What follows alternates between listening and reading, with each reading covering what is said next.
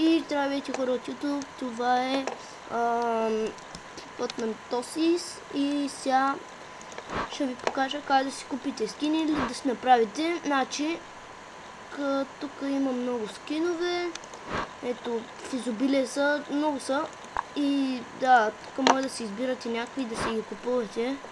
Нали, по поленците там, докато играете, ще има едни парички. И този скин не съм го направил, не е купен. Ами вижте сега, тук си правите скин и цъкате там до парите, където са ви 100.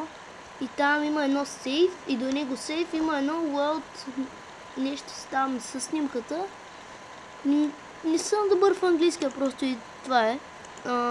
И както виждате, сега ще сложим някаква снимка. Айде, ей тази да бъде. И вижте, тук някакви снимки, нали, там каквото и да е. И, нали, тъй. И само исках да покажа как да си направите скин. И изобщо всичко. Тук си го маха чипък, можете дори да рисувате. Ето, чакай, сега ще ви покажа. Значи,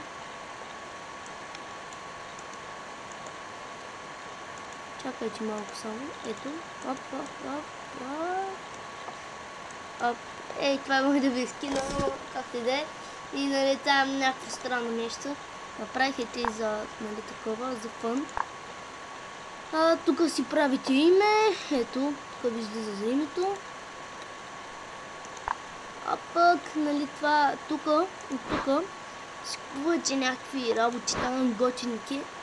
Тук за шлемови някакви. Чай само да видя колко пари имам. Охо, аз вече чай си малко сега. Тук някакви шлемови може да си купувате и някакви такива работи. Просто много яко. Не те ви прави. Сега, как се виждате, имаме това и това.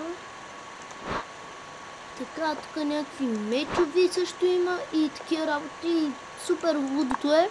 И аз трябва да спирам, защото трябва да ги правя съвсем кратки епизодите. Защото не мога да ги кача. И това беше всичко от мен. Много сори за клипа, че е толкова кратък, ама така е.